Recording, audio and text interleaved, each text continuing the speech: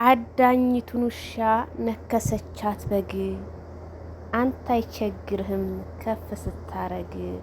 ሰበር ዜና። ሰላም ጤና ይስጥልኝ ክብራንና ክብራን አድማጭ ተመልካቾቼ በያላችሁበት የዓለም ዳርቻ ሰላማችሁ ይብዛ። ላይክ፣ ሼር፣ ሰብስክራይብ በማድረግ ቤተሰብ ይሁኑ ማለት ነው።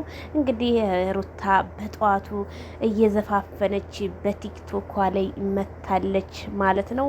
ፍቅር አያረጅም በሚለው ማለት ነው። ሩታ እንግዲህ የብዙዎቹ ጥያቄ የሆነው ሩታ ድብን ያለ በቀል ነው እዩት። ከምር ግን ለምን በዚህ ልክ ብላለች ማለት ነው።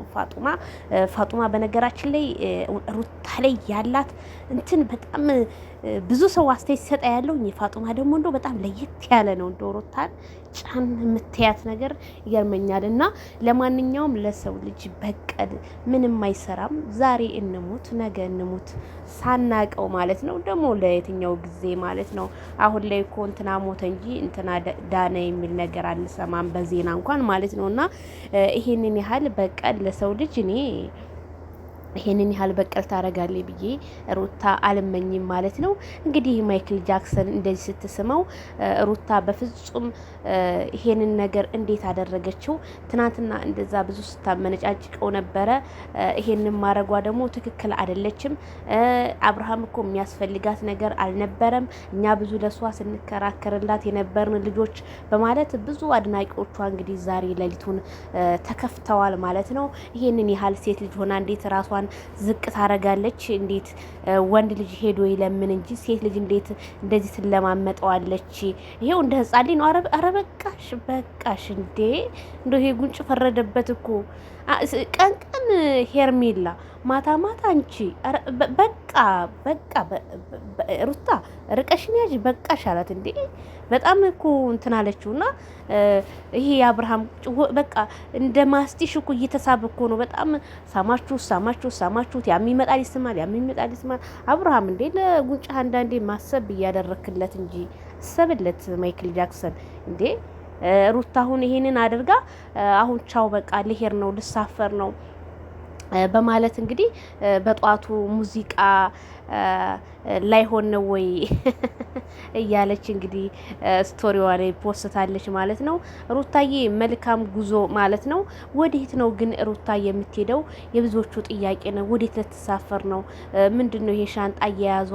ለኔ በጣም ግራ ገብቶናል። እንዴት ህፃኑ ሊፈረደበት ቢያንስ እንኳን ህፃኑ ልጅን እንደው ትንሽ ብታስቀምጠው ራሳቸው እዚህ ድራማ ላይ እንደፈለጉ ቢሰሩ ምን አለበት? እናት የእናት ክብር ይሄ ነው ወይ?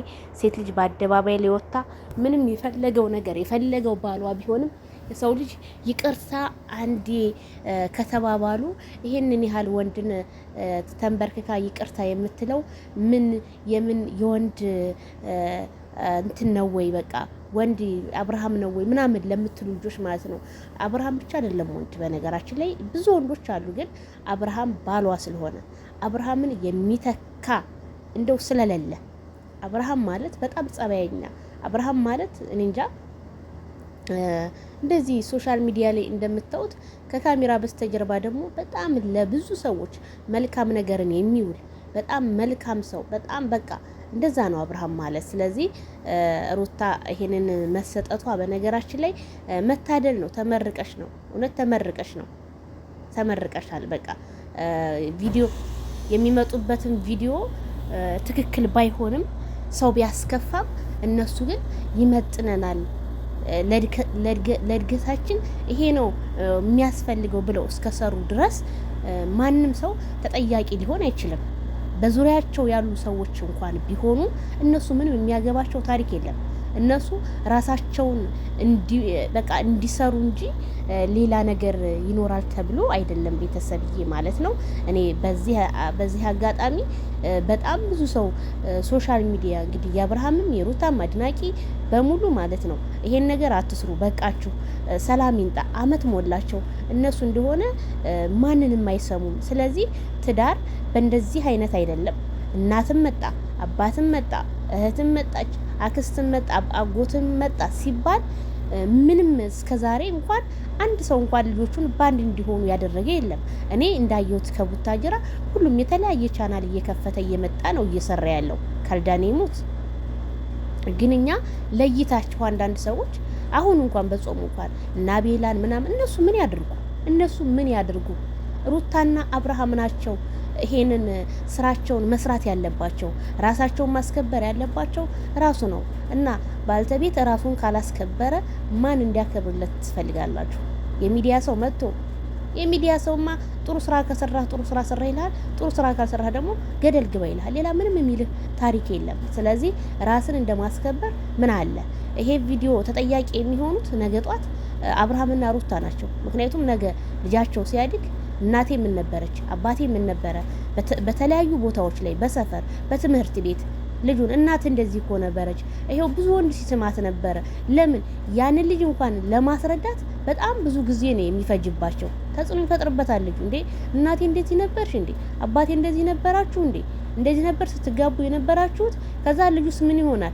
የነሱን ቪዲዮ አይቶ ልክ እንደነሱ ሪያክሽን እየሰራ የሶሻል ሚዲያ በቃ እንደዚህማ ከሆነ ብር በእንደዚህ በቀላሉማ ማግኘት ከሆነ የተለያዩ ሴቶችን እያመጣሁኝ በቃ እሰራለሁ የሚል በአይምሮ ውስጥ ተጽዕኖ ያድርበታል ማለት ነው። ስለዚህ ሩታ እኔ ይሄን ነገር ብታስቡበት አሁንም አረፈደባችሁም። ብስሚው ምን ብትዩ መብትሽ ነው። ሳሚው እንኳን አንቺ ከረሜላ የምጥምጥ አድርጋ ስመዋለች፣ ችግር የለም። አዎ ቀስ ሩታ እንደው ምን አለ ጾማችን እንኳን ብንጾምበት። አሁን በጾሙ እንደዚህ መሳም ሳም ቀስ አዎ መለስለስ እያልሽ ሳም አድርጌ ማይክል ጃክሰን ማለት ነው። ስለዚህ ሩታ ጉዞዋን እንግዲህ ጀምራለች ማለት ነው። እንግዲህ የሩታ ጉዞ ሩታ ቡታጅራ ገባች። ሩታ የሄደችው ቡታጅራ ነው ቤተሰብዬ።